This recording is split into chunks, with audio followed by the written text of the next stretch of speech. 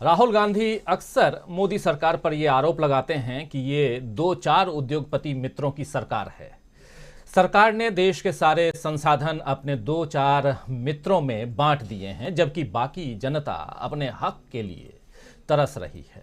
पूंजीपतियों के दबदबे वाली इस सरकार को अब राहुल गांधी ने उसी की भाषा में कड़ी चुनौती दी है।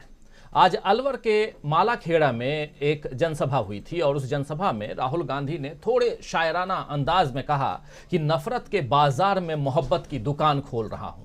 आइए जरा सुनते हैं राहुल गांधी की आवाज में ये राजनीतिक शायरी। जैसे मैंने यहां बोला प्रेस के हमारे मित्रों, मुझे रास्ते पे अपने दूसरे प्यारे मित्र भी मिल जाते हैं। आमतौर से वो बीजेपी के ऑफिस के ऊपर खड़े होते हैं। मैं निकलता हूं,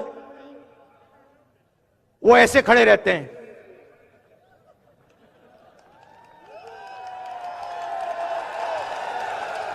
और मैं क्या करता हूं, मैं देखता हूं, पहले मैं उनसे यूं करता हूं, हाथ ऐसे रखते हैं। राहुल गांधी को वेव नहीं कर सकते, करना चाहते हैं मगर अलाउ नहीं है। मैं थोड़ा और करता हूं, फिर उनमें से एक दो यहां से हाथ हिला के यूं कर देते हैं, और फिर मैं आमतौर से जो आपने मुझे किया मैं करता हूं। कभी कभी वो देख के ऐसे करते हैं कि बात नहीं कर सकते ना, आते नहीं है, मना है। मैं नफरत नहीं करता उनसे, विचारधारा के खिलाफ लड़ता हूं, मगर वो अच्छे लगते हैं मुझे, सारे जीव अच्छे लगते हैं। तो कभी कभी वो यूं करते हैं, मतलब क्या कर रहे हो तुम, क्या कर रहे हो। कन्याकुमारी से लेकर श्रीनगर जा रहे हो। उनके नेता कभी कहते हैं राहुल गांधी क्यों चल रहा है। ये मेरे दिमाग में था, थोड़ी देर के लिए मैं सोच रहा था ये मैं कर क्या रहा हूं। पैदल चल रहा हूं, लोगों से मिल रहा हूं, गले लग रहा हूं, क्या कर रहा हूं। और जवाब मिल गया।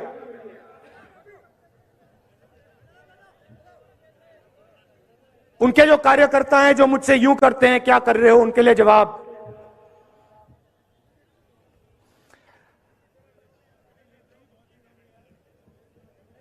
नफरत के बाजार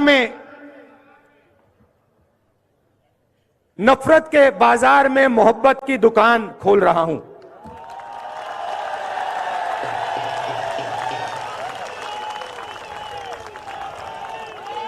आप मुझसे नफरत करो, आप मुझे गाली दो, यह आपके दिल की बात है। आपका बाजार नफरत का, मेरी दुकान मोहब्बत की। तो सुना आपने, नफरत के बाजार में मोहब्बत की दुकान खोल रहा हूं। आइए आप भी बाजार में मोहब्बत की दुकान खोलिए। महात्मा गांधी, सुभाष चंद्र बोस, सरदार पटेल, अंबेडकर, सबने नफरत के बाजार में मोहब्बत की दुकान खोली थी। राहुल गांधी ने अपनी बातों से एक बार फिर देश का और कांग्रेस का इतिहास जनता को याद दिलाया और उसके साथ ही ये भी बताया कि भारत की विचारधारा क्या है और कैसे कांग्रेस इस विचारधारा को बचा कर रखती है। भाजपा से मोहब्बत की दुकान खोलने का आह्वान करके राहुल गांधी ने सीधे सीधे उसकी नफरत और विभाजनकारी राजनीति को चुनौती दी है। भारत जोड़ो यात्रा का एक खास मकसद देश में फैल रही नफरत की भावना को खत्म करना ही है, जिसके बारे में राहुल गांधी ने प्रेस कॉन्फ्रेंस में कहा भी था कि लोगों में आपस में प्यार है, लेकिन ऊपर से नफरत फैलाई जा रही है। जनता ने यह भी देखा है कि कैसे राहुल गांधी बीजेपी कार्यालय के सामने से गुजर रहे थे, आप सबको याद होगा दोस्तों।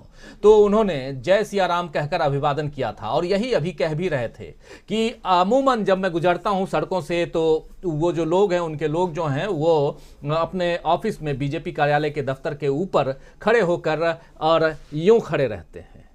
तो ये जो अंदाज है राहुल गांधी का, वो एक अलग अंदाज है और आज कुछ खास अंदाज में वो भाषण दे रहे थे राहुल गांधी। जरा देखते हैं कि जो बात, ये अभी आप विजुअल देख भी रहे हैं, इसको फुल स्क्रीन लेकर के आइए और जय सिया राम वाला जो नारा इन्होंने बुलंद किया है राहुल गांधी ने, और जो बात यहाँ नफरत के बाजार में मोहब्बत की दुकान खोल रहा हूं जो कह रहे हैं राहुल गांधी, और उसके साथ साथ जो कुछ कह रहे थे, जरा उसकी बानगी जहां से वो लेके आ रहे थे उसको देख लीजिए।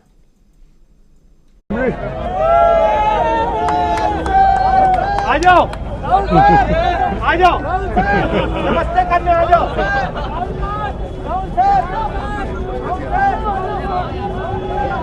जय श्री राम, जय श्री राम, जय श्री राम, लॉर्ड जय श्री राम।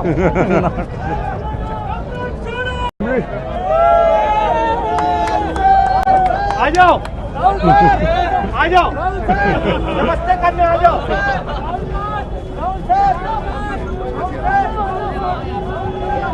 जय श्री राम, जय श्री राम, लॉर्ड जय श्री राम।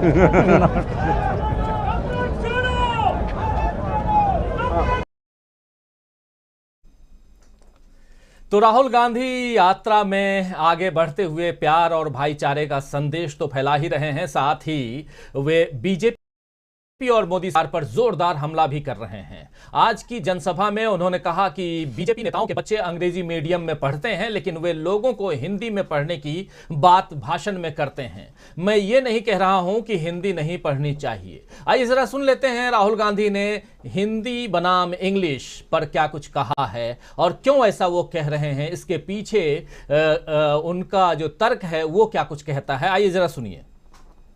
हमारे विपक्ष के नेता जो हैं, बीजेपी के नेता हैं, जहां भी जाते हैं अंग्रेजी के खिलाफ बात करते हैं। स्कूलों में अंग्रेजी नहीं होनी चाहिए,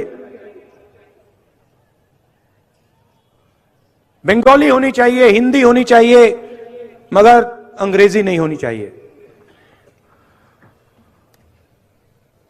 कभी आप एक काम कीजिए,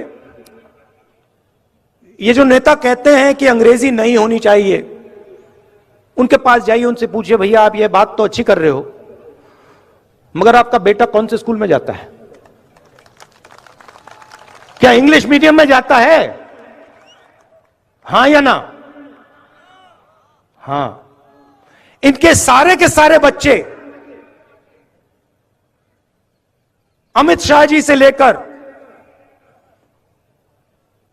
इनके सब चीफ मिनिस्टर के बच्चे, सब एमपी के बच्चे, सब एमएलए के बच्चे, सारे के सारे इंग्लिश मीडियम स्कूल में जाते हैं और भाषण देते हैं कि भैया अंग्रेजी किसी को बोलनी नहीं चाहिए। ये नहीं चाहते हैं कि हिंदुस्तान का गरीब किसान का बेटा, मजदूर का बेटा अंग्रेजी सीखे। इसका कारण है क्योंकि वो चाहते हैं कि आप बड़े सपने ना देखो, आप खेत में से ना निकलो, आप मजदूरी से बाहर ना निकलो। इसीलिए ये आपसे कहते हैं अंग्रेजी मत पढ़ो। मैं ये नहीं कह रहा हूं कि हिंदी नहीं पढ़नी चाहिए, जरूर पढ़नी चाहिए, तमिल पढ़नी चाहिए, हिंदी पढ़नी चाहिए, मराठी पढ़नी चाहिए, सब हिंदुस्तान की सब भाषाएं पढ़नी चाहिए। मगर अगर आप बाकी दुनिया से बात करना चाहते हो, चाहे वो अमेरिका के लोग हों, जापान के लोग हों, इंग्लैंड के लोग हों, तो वहां हिंदी काम नहीं आएगी, वहां अंग्रेजी ही काम आएगी। और हम चाहते हैं कि हिंदुस्तान के गरीब से गरीब किसान का बेटा एक दिन जाकर अमेरिका के युवाओं से कंपटीशन करे और उसी की भाषा में उसे हराए। तो इंग्लिश क्यों ज़रूरी है ये बता रहे हैं, और न सिर्फ इंग्लिश बल्कि दूसरी भाषाएं क्यों ज़रूरी है ये बता रहे हैं राहुल गांधी। और इसके साथ ही राहुल गांधी ने राजस्थान सरकार में गरीबों और वंचितों के लिए किए जा रहे कामों की तारीफ की। उनके अलावा कांग्रेस अध्यक्ष मल्लिकार्जुन खड़गे ने भी आज तल्ख तेवर में बीजेपी पर हमलावर भाषण दिया। उन्होंने कहा कि इस पार्टी के लोगों ने, यानी बीजेपी के लोगों ने देश की आज़ादी के लिए प्राण न्यौछावर नहीं किए, बल्कि हमारी पार्टी के लोगों ने प्राण न्यौछावर किए। आज़ादी के बाद श्रीमती इंदिरा गांधी, राजीव गांधी ने देश के लिए जान दी। क्या देश के लिए भाजपा के नेताओं के घर में कुत्ता भी मरा है? कांग्रेस कुछ भी बोले तो वे देशद्रोही कहते हैं। जरा सुन लेते हैं क्या कुछ कह रहे हैं मल्लिकार्जुन खड़गे। कि ये सरकार तो बात तो जोरों से करती है, शोर लगा के करती है, लेकिन डेमोक्रेसी को खत्म कर रही। रोज जो ऑटोनोमस बॉडीज है उनके जो अधिकार है उसको खत्म कर रही है। ईडी, सीबीआई, सीवीसी, जितने भी एजेंसीज हैं उन एजेंसी का उपयोग करके उन्होंने सबको डराने की कोशिश कर रहे हैं और कांग्रेस को भी डराने की कोशिश कर रहे हैं। लेकिन कांग्रेस वाले कभी नहीं डरेंगे। देश को हमने आजादी लाई है, देश को आजादी दिलाई है और देश के एकता के लिए श्रीमती इंदिरा गांधी जी अपनी जान कुर्बान करी है। राजीव गांधी जी अपने जान दिए हैं इस देश के एकता के लिए। तो ये सब हमने किया, हमने अपनी जान दी, हमारे पार्टी के नेताओं ने जान दिया। तुम क्या किए? आपके घर में कोई देश के लिए कुत्ता तो मरा है? क्या कोई तो कुर्बानी दी है? नहीं। लेकिन फिर भी वो देशभक्त, और हम कुछ भी बोलेंगे तो देशद्रोही। तो इसलिए दोस्तों, ये डेमोक्रेसी का हाल ये हो रहा है।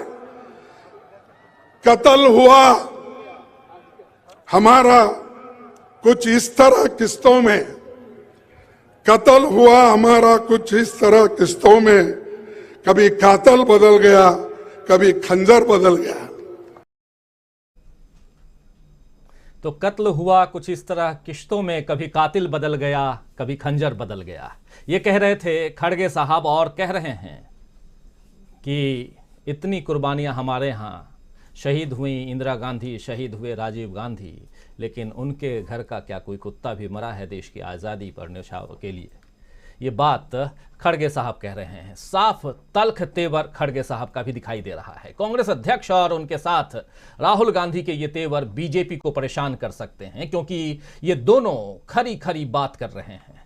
तो आइए दोस्तों, आज न्यूज पॉइंट में चर्चा करेंगे कि क्या कांग्रेस के हमलों का मुकाबला बीजेपी फिर से नफरती बयानों से करेगी या अपने बचाव में कोई मजबूत तर्क सामने रखकर लाएगी?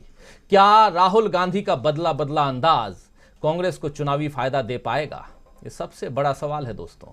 चुनावी फायदा नहीं तो फिर आप कुछ भी करते रहिए, क्या होगा?